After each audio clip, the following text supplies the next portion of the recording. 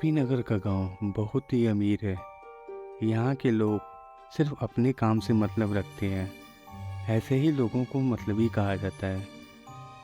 यही लोग में गांव में एक पीपल का पेड़ है जो बहुत ही घना है, जिसके नीचे एक चबूतरा बना हुआ है।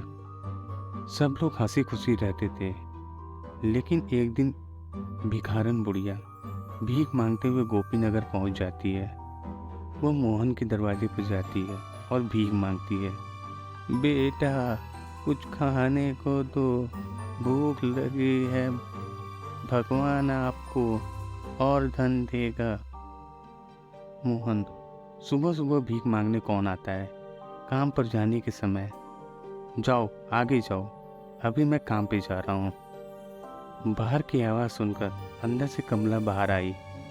रुको, मैं इसके लिए कुछ खाने को लाई हूँ। भगवान तुम्हारा भला करे। बुढ़िया खाना लेकर चली जाती है। क्या जरूरत थी खाना देने की? पैसे की बर्बादी करती हो। लोग हमसे अमीर हो रहे हैं और तुम पैसे उड़ा रही हो। तुम बिना मतलब की बात मत करो। खाना खराब हो चुका था इसलिए दे दिया। खाना लेकर भिखारन बुढ़िया पीपल के पेड़ के नीचे चली जाती है। खाना को खोलती है तो उसमें से बदबू आती है। गौर से देखा तो उसमें से कीड़े पड़े हुए थे। गरीब बुढ़िया ने खाना फेंक दिया और दूसरे घर में भीख मांगने चली गई। और वह शीला नाम की एक औरत से बोली, भगवान भला करेगा तुम्हारा, मुझे कुछ खाने को दो। और हाँ, गंदा खाना मत देना, मैं पहले से ही बीमार हूँ और बीमार हो जाऊंगी। हाँ हाँ, भीख मांगती हो और ऊपर से फरमाइश। जाओ, नहीं है मेरे पास देने को कुछ। गरीब बुढ़िया वहाँ से दूसरे घर में खाना मांगने चली गई। एक आदमी ने थोड़ा सा खाना दिया। बेटा, थोड़ा सा खाना और दे दो, इसमें तो पेट भी नहीं भरेगा। देखो, हम इससे ज़्यादा नहीं दे सकते। महंगाई का ज़माना है, पेट्रोल कितना महंगा हो गया है पता है? गरीब बुढ़िया को गांव के लोगों को इतनी कम भीख मिलती थी कि उससे उसका पेट ही नहीं भरता। कुछ दिन में वो और ज़्यादा कमज़ोर हो गई। बहुत अधिक गर्मी होने के कारण एक दिन बुढ़िया को बहुत ज़ोरों से प्यास लगी। आसपास पानी न मिलने के कारण वह लोगों के घर जाकर पानी मांगने लगी। लेकिन वहाँ से लोगों को इतने मतलबी थे कि गरीब बुढ़िया को पानी तक न दे रहे थे। पानी दे दो, मुझे पानी दे दो। उसे कोई भी पानी नहीं देता है। उसे देखते ही वहाँ के लोग उसे भगा देते थे। लोगों के घर जाकर वह बहुत थक चुकी थी, लेकिन उसे एक बूंद पानी पीने के लिए नसीब नहीं हुआ था। चलते चलते वो उस पीपल के पेड़ के नीचे आकर बैठ जाती है और कुछ देर बाद बीमारी और पानी न मिलने के कारण बुढ़िया की मृत्यु वहीं हो जाती है। बुढ़िया की मृत्यु हो जाने के बाद वहाँ अजीब अजीब सी घटनाएं होने लगती हैं। जब रात को सब लोग सो रहे होते हैं तो आधी रात को एक औरत की रोने की आवाज़ सुनाई देती है। ये आवाज़ इतनी तेज होती है ये पूरे गांव की सुनाई देती है। रोने की आवाज़ के साथ साथ चीखने चिल्लाने की आवाज़ भी आने लगती है, जिससे लोगों और भी ज़्यादा डरने लगते हैं। गांव के लोगों ने एक मीटिंग बुलाई। सब लोग उसी पीपल के पेड़ के नीचे इकट्ठे होते हैं। उसमें से एक आदमी बोलता है, गांव वालों, ये क्या हो रहा है? गांव में रोज़ रात को एक औरत के रोने चिल्लाने की आवाज़ सुनाई देती है। तभी एक औरत बोलती है, इसका क्या उपाय है? मेरे बच्चे बहुत डर रहे हैं। तभी एक दूसरा आदमी बोलता है, सभी लोग रात को अपने घरों में हनुमान चालीसा बजाओ, इसके बाद आवाज़ आनी बंद हो जाएंगे। लेकिन एक दिन मोहन उस पीपल के पेड़ के नीचे से जा रहा था कि उसकी कार खराब हो गई। पीपल के पेड़ के नीचे से जो गुजरता था तो उसकी तबीयत खराब हो जाती थी और उसे तेज़ बुखार हो जाता था। तो कभी हंसने की आवाज़, तो कभी रोने की आवाज़, तो कभी किसी की बात करने की आवाज़ आती थी। ये सारी बातों से लोगों को अंदर से और भी ज़्यादा डरा दिया था।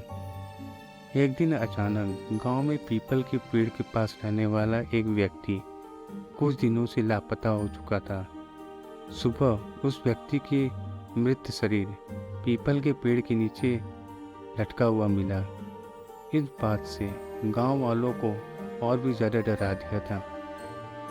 कमला कोई भी शाम होने के बाद घर के बाहर नहीं निकलेगा। गांव के सभी लोग अपने घर के दरवाजों को बंद करके रखेंगे ताकि कोई गायब न हो जाए।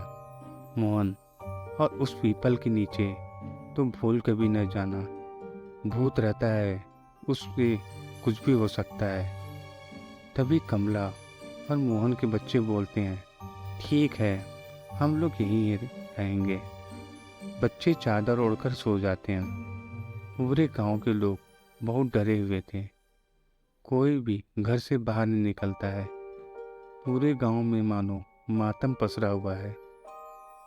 मोहन और गांव के कुछ लोग एक साधु के पास जाते हैं और उस साधु बाबा से पूछते हैं, हम लोग एक बुढ़िया को भीख नहीं देने के कारण परेशान हैं।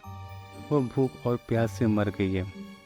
बाबा, ये सब जो भी हो रहा है उसमें तुम सब गांव वालों की ही गलती है। तुमने एक बीमार और गरीब बुढ़िया को अपने लालच और निर्दयता के चलते मार डाला है। तुम लोग उसे 2-4 रोटी भी नहीं दे सके, जिसके कारण उस बुढ़िया की जान चली गई और वो अब अपना बदला ले रही है। गांव वालों डर जाते हैं और साधु बाबा से पूछते हैं, इसका क्या इलाज है बाबा जी? बाबा, हवन पूजा का इंतजाम करना होगा, तब शायद कुछ हो सके। तभी सभी गांव वाले बोलते हैं, ठीक है, हम सब तैयार हैं। हवन पूजा शुरू हुआ। साधु के मंत्र उपचार से चुड़ैल प्रकट हुई। चुड़ैल, ये साधु, तुम क्यों इन मामले में पड़ रहे हो? तुम अपने रास्ते चले जाओ, वरना तुम्हें भी मौत मिलेगी। बाबा, देखो, इंसान में गलती हो जाती है। तुम बताओ, तुम्हें क्या चाहिए? तुम्हारे नाम का मंदिर बनवा देते हैं। लोगों को परेशान करना छोड़ दो। चुड़ैल हंसते हुए बोलती है, जिंदे हो तो कुत्ते से भी ज़्यादा बुरा व्यवहार किया है और अब देवी देवताओं की बराबरी दे रहे हो। मैं उस लायक नहीं हूँ। मैं चुड़ैल हूँ, चुड़ैल। बाबा, तो कुछ उपाय होगा जिससे कि तुम गांव वालों को छोड़ दो। चुड़ैल, एक उपाय है। इन सब पापियों को गांव छोड़ना पड़ेगा, वरना सब मारे जाएंगे। और साधु, तुम भी चले जाओ, क्योंकि गुनाहगारों के बीच बेगुनाह भी मारे जाते हैं। इस गांव को मेरा श्राप है कि जो भी इस गांव में रहेगा वह मरेगा, जैसे मैं मरी थी। यह बोलकर चुड़ैल गायब हो जाती है और साधु गांव वालों से बोलता है, इसका कोई इलाज नहीं है। जब तक वह अपना बदला नहीं ले लेगी, वह शांत नहीं होगी। धीरे धीरे लोग बीमार होने लगे और बीमारी बढ़ती जा रही थी, जिसके कारण गोपीनगर वालों को उस गांव को मजबूरी में छोड़कर दूसरे गांव में जाना पड़ा। लोगों की एक गलती के कारण अपना अपना घर, अपनी अपनी जमीन जायदाद सब छोड़कर जाना पड़ा। यह गांव अब सुनसान पड़ा है। यहाँ अब तो कोई नहीं आता और न कोई रहता है। इसलिए हमें कभी भी घमंड और निर्दयता से हमें किसी का अनादर नहीं करना चाहिए। तो दोस्तों, आपको ये कहानी कैसी लगी? अगर अच्छी लगी हो तो कृपया इस वीडियो को लाइक कर दें और कमेंट में बताएं कि आपको ये कहानी कैसी लगी। और चैनल पर नए हो तो कृपया चैनल को सब्सक्राइब कर दें। धन्यवाद।